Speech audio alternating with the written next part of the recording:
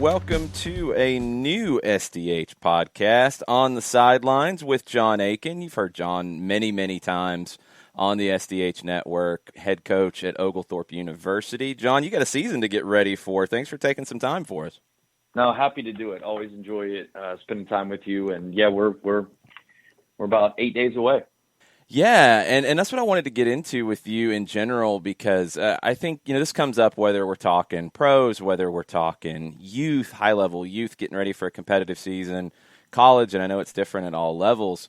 Like, preseason is an interesting time, and it's not like it used to be maybe where it's, all right, we're going to get physically fit, we're going to run some laps, we're going to do some sprints, and then we'll just go play. Like, what goes into it for you, and especially this season, coming off of what we all dealt with in what the last college season was like? What is it like for you when you're planning what a preseason looks like right now? Yeah, I mean, just to touch on some perspective of what we all remember, a college preseason to be is, basically the first game would be 20 years ago. I'd say anything probably before 15 years ago. Going back, 40 years, it was all the student athletes reported the first week of August, and your first game was September, and you had a month of runway. There are some nuances as to when every division starts, but usually there's an NCAA rule calculator, if you will, based on the Division 1, 2, or 3, that basically, depending on your first date and your classes, when your classes are, and that varies from, the Northeast starts a little bit later than the South. So there's all kind of, variances within the protocol of when you can start. So it can be, it could be 3 weeks, roughly 3 weeks for some Division I schools now, to as little as a week for some of us at the Division III level. And then, with regards to colleges, you've got freshman orientation that are mandatory for events, and you've got transfer orientations and things like that kind of sometimes trumps some of our planned activities. So it's very limited with regards to opportunities to train, which, puts it back on student athletes to really follow the summer training and being fit, because, when it comes down to it, if I've got 10 days to get my team ready, I'm not doing a lot of physical work. It's more about an evaluation process, more playing than training. And then once we get into a general rhythm of the season, we can incorporate some of our, some of the things that we're trying to do. I mean, we'll do some broad strokes and stuff like that with sessions, and obviously we're going to be as efficient as we can. But, the nuts and bolts of it, it's like, who's ready, who goes where, is this system going to fit, with the personnel, who's injured, so there's so many things to touch on to get it, to get it right as it can be, with the limitations that we've been given with regards to the NCAA. And knowing the way that you guys play, I'm sure that in general you do a lot of fitness work with the ball anyway. It's all about, using the ball to drive every session you're doing. So even in those sessions where you're not really focused too much on the physical side, it's there in the background because of how you work in general, right? Yeah, and that connects the dots.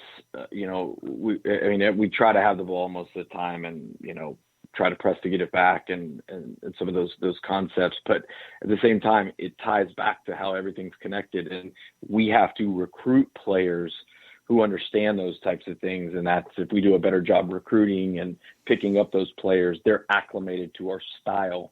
So we spend less time on style and more, tactical formations and setups, and maybe, triggers and some different things that we're trying to do.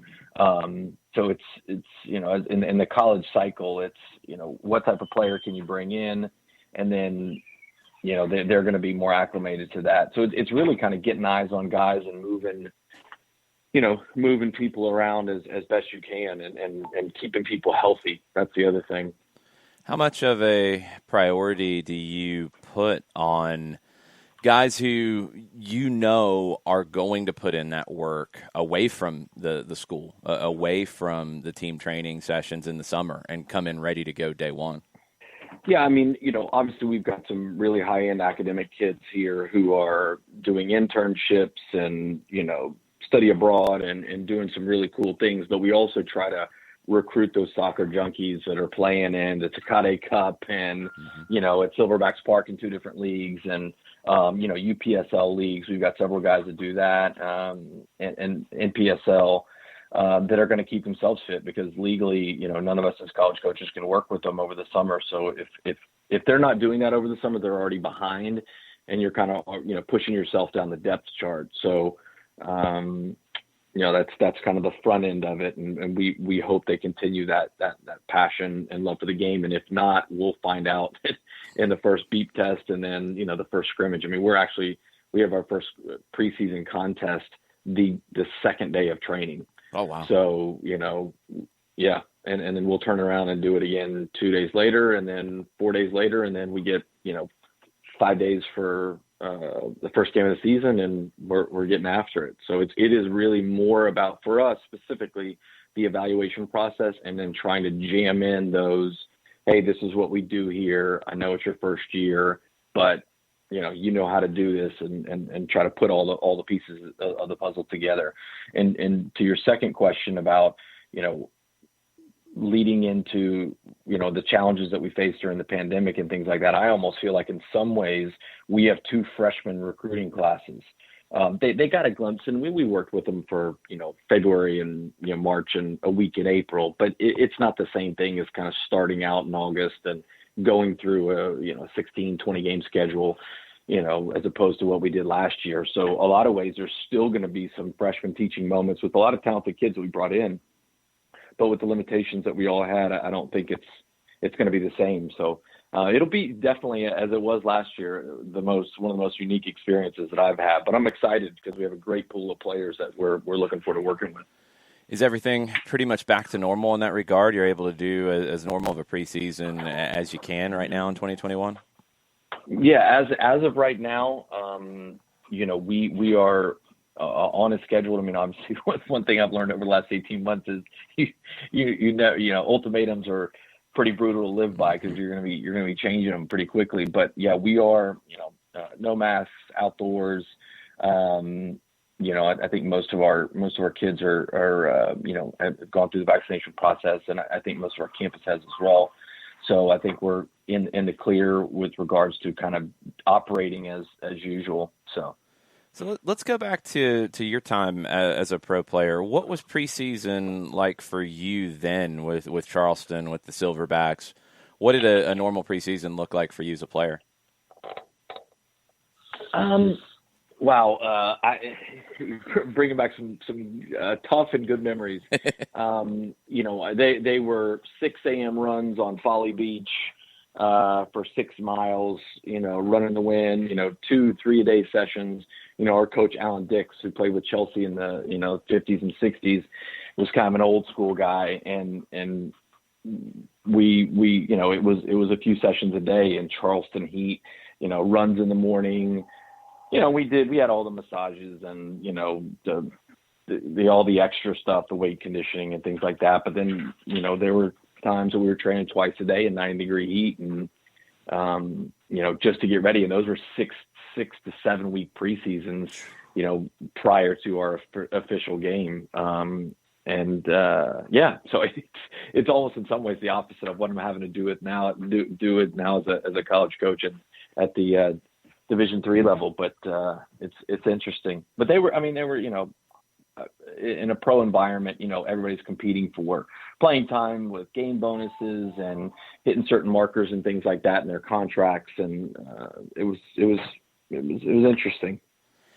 It's funny when you compare like all these different levels and teams because you're involved on the youth side as well, and it's not a normal preseason, at least as we've talked about before on the youth side. But when you're talking to coaches who are preparing a U17, a U15 team for an upcoming season, what are some of the things that you try to get across that they need to work on in that first, 2-3 weeks, maybe a month, as they're preparing for the season? Yeah, the youth teams in general, they get more runway than we do to kind of launch some of those things. They'll basically start the last week of July. Some showcase tournaments if you're talking about the college pathway, kids that are trying to go to those challenging tournaments and showcase themselves for colleges. You're looking at, 3 days a week, maybe 4 days a week training. And then, you've got a friendly game. You're probably playing your other age group on a weekend or maybe a midweek game. Then you've got some friendlies against some other competitive teams probably in your league. And then you'll go to a couple, opening season tournaments before you get into league play. So, at the youth level, there's so much changeover every year in personnel. I would think that the coaches are trying to work on, the tactical setup and, teaching them the movements and, the style that they're trying to bring in if kids are coming from different clubs, year to year. And the more players you have returning, the less you have to, reinvent the wheel and kind of ingrain some of those things into those kids, which is why continuity and retention is so important, because there's so many different things you can move on to when you've already taught those concepts. Yeah, it feels like that's one of the most important things at all these different levels that we're talking about is the more continuity you have, the more advanced you can be in your preseason, the more maybe detail-oriented you can be and focus on what needs to improve, if it's fitness, if it's something specific tactically, if it's something in the philosophy. When you have a lot of new faces, it's almost like preseason becomes an orientation kind of setup. Yeah, I mean, very, very true. I mean, you have to cover certain things, taking tactics completely aside, there's just general principles that you have to make sure that every single person is on the same page with. I'll give you a classic example. I'll give you a technical example. If you're asking a person, push them left or push them right, from a defensive concept, are you saying, and you're the covering defender, are you telling that defender in front of you to push the attacker to your left or, the attacker's left? Mm-hmm. And so, that's as detailed as it can be, but these are the things that if you don't understand these things, your whole, setup could fall apart. So you can focus on those kind of details when you have certain other understandings in place. But again, if you don't have the time to cover that, sometimes you can be undone with, that small misunderstanding, which could turn out to be a big result. Where do you kind of draw the difference between philosophy and the overriding principles of play that your teams have and tactics, which might be a little bit more specific game to game and might evolve as the year goes on? And then how much of a priority in a preseason do you put on that fitness side of things? And, even using the ball to get there, like how important is it for you to get to certain benchmarks in a preseason to prepare? Let me frame it this way. I would lose a match, maybe at any point, outside of a final or something where, you lose and you're out, to maintain to our principles, because I know if we do them right over time, we'll win out. So we will stick to those concepts of, building out of the back and drawing people in. A lot of times those break down because of a technical error or the timing of an error. And you just have to do those things hundreds and hundreds of times until you get them right. So if there's a breakdown, we don't change a lot what we do. We try to highlight why those things broke down and then just try to do them better next time. So that's kind of, how we do it. And with regards to fitness, it's more about, we'll have 30, 32 guys or something kind of in our first team group. And, the top end of the group is probably going to be playing as much as possible. They're going to get fit through, training and games. Right. It's more, I'm more concerned about the bottom end of the group's fitness level, because, we've got to find out of those bottom 10 players, who now become kind of 18 through 22 when injuries happen, because that's a part of the rotation, in a college environment, in double weekend games where you have to rely upon those players. So that's the other end of the spectrum. The guys that are playing all the time are going to get fit, and I think with the small window that we have, if we try to, throw fitness on them, we're probably going to do more harm than good and set them up for injuries. Mm-hmm. So we just try to have it happen and naturally through the sessions and through the rhythm of the games. The hard part for us is just really rotating those players in so there's a comprehensive fitness that we can all benefit from. But the guys that are playing, most of the time are I think will be there.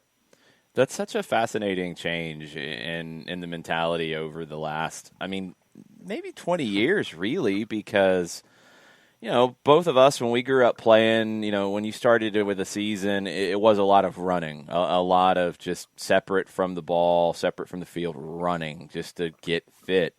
And now it feels like there's more coaches, and whether you have a long preseason or a short one, more coaches who are looking at get fit through playing. We're going to try to do certain things to make sure you're in a good position there, but get fit through playing, and that's going to make you a better player in the long run, and in turn make us a better team if we're doing it through playing activities rather than just running activities.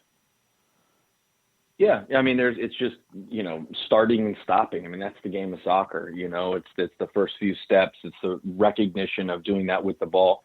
We've got some of the fittest guys on the team, but they're not the best players because right. they're having to concentrate on certain things to, fitness has nothing to do with why they're not, a better player and executing better. It helps them. And, we'll bring everybody in and we'll do a beep test and everybody will get a certain grade. Let's just say a 20 is a perfect score on the beep test, or a 22 or whatever it is. We've got guys that are 21, 22s, but they're not in the starting 11. We might have guys that are kind of 18s. We want to get them to 19s. They're not going to be 22s. They're just not going to be there, but they're guys that can help us win conference championships. So managing, that, and we manage it not by doing the beep test, 20 more times to get them fit. We do 2v2, 3v3, 4v4, and maybe we'll add 2 more rotations in there for there's certain groups on that end up on a certain level of the fitness test and just push them a little bit harder, not beyond, the breaking point, but we just got to move them along and then the games will get them fit. So when you're in a preseason environment, you've created your plan and you kind of have a sense of where guys are coming in, what levels they're at, you do the beep tests, your baselines. As the guys are going through sessions and some of the preseason scrimmages as well, what's on your mind at that point? What are you looking for as you prepare for the season, as you're watching the sessions play out? Honestly, I'm probably watching the cohesiveness of partnerships in the team play together. And if they're glaring, fitness issues, a guy's not tracking back and it's one of the guys that are on that kind of, list of not being in key fitness, we'll obviously do some extra stuff with that person. But I'm probably focused on, this is a left-sided, left-footed player, playing, right-sided center back because we've already got 2 lefties on there. Can we move some things around? That's probably what I'm focused on more. But again, there are certain guys that we're watching, and I might have, some of my assistants kind of focused on certain things as I'm focused on a little bit more of a bigger picture, or vice versa, candidly. And then the other thing that you try to get into it is it a fitness issue or is it a desire issue? Mm-hmm. Because some of those things come out, and then where's that desire or lack of desire coming from? What motivates those kids? How can we set up a dynamic to get more out of them? So many variables go into kind of putting a cohesive group together that, we think, hey, is the team fit? In our old school mentality is, hey, if they're fit, they're going to be great. And that's true to some degree, but there's so many other things that go into success. And we're trying to keep our finger on the pulse of all of it. But, it's a juggling act. It really is. Just trying to keep our eye on the prize and focus on some of those things. And that's why roles and responsibilities within the staff is so important, because I can't focus on all that. It's impossible. But we try to all do our jobs well and come together and, have some success. Yeah, that was where I wanted to finish, was the coaching staff in a preseason and how you kind of divide up the responsibilities. And this could carry on to the end of the season as well. Like, how important is it for you to have people that you trust with you, but also people who will question, your thoughts and question things and be free to really bring their opinions to the fore as well? You got to make the final decisions, but how important is it for you to have a variety of opinions to decide from? Yeah, I wouldn't bring some people, and and you'll see on the sideline. I've got a lot of new staff members. I would say 1, 2, 3, 4 new staff members between the first team and the reserve team. So we have some preseason things to get in place about how we do things here, and they're all more than qualified. And going specifically to your point, these guys have complete license, behind closed doors to question anything that I lay out or request of them. And I ask them to come with new ideas, and because, the game's always changing, the staff, the dynamic of the group of players are always changing. So if they see anything that, we could do better, I ask them to bring it to the table in our weekly staff meetings, before or after a session, that we can adjust and move forward to, because at the end of the day, a successful team, and grooming, successful young men for, the next phase in their lives is the most important thing. But they've got complete license to challenge me, when we're in our staff meetings on what we need to cover. And I hope they, poke holes in some things that can make kind of our culture, our protocols better, because we've got some unique new guys coming in that I think we're going to offer some of that. It's always been interesting to me to watch coaches who have been in the same spot for a while, like you, who have those different eras where there's a change or you start to notice a little tweak to the way the team works. And a lot of times it comes from those changes in the staff that bring a different way of thinking or a fresh idea. Totally agree. We've got a lot of new players in the team. A lot of new players. And we have a lot of new staff. So this is kind of one of those pivotal moments where, I'm very excited, and I'm also, a little bit nervous in a lot of ways because you get nervous when there's change. But this is my 20th year at Oglethorpe, and next year will be my 20th year as the head coach. So we've definitely been, there've been tons of changes along the way of 20 years. We've kind of got a way of doing things, but with all these new players and all these, these new guys on board, I'm excited that we could kind of adjust things, even for the better, which is, what the goal is. Well, can't wait to see it. When can people come out and see Oglethorpe for the first time this season? Well, I am heading into our athletic department staff meeting. I'm sure I'll be notified on the new fan policy and things like that. We have one friendly against a UPSL team on the 22nd, Sunday, 7 p.m. And then that's our one home preseason game. We've got a couple away games, and then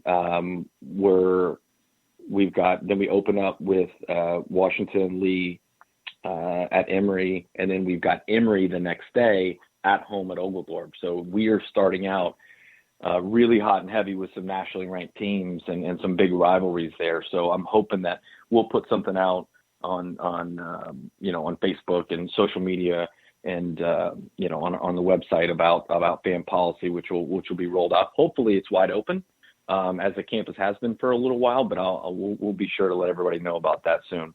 And we'll amplify it as well here on this podcast, but also through our Soccer Down Here network. And as we go doing this weekly, when we catch up with Jon and talk soccer and from a coaching perspective, sometimes it'll be specific to Oglethorpe and what's going on. Sometimes it'll be really broad and what's happening with the national team or what's happening with just coaching changes in general. We'll kind of bounce around. And if you guys out there listening have questions and you want a coach's perspective on it, whether your kids play or whether you're watching a game and you have a question about something coaches do, send us a message at Soccer Down Here on social media channels and let us know, and we'll talk about it on the sidelines. Jon, thanks for the time. We'll talk to you next week. Yeah, look forward to it, Jason. Thanks for having me.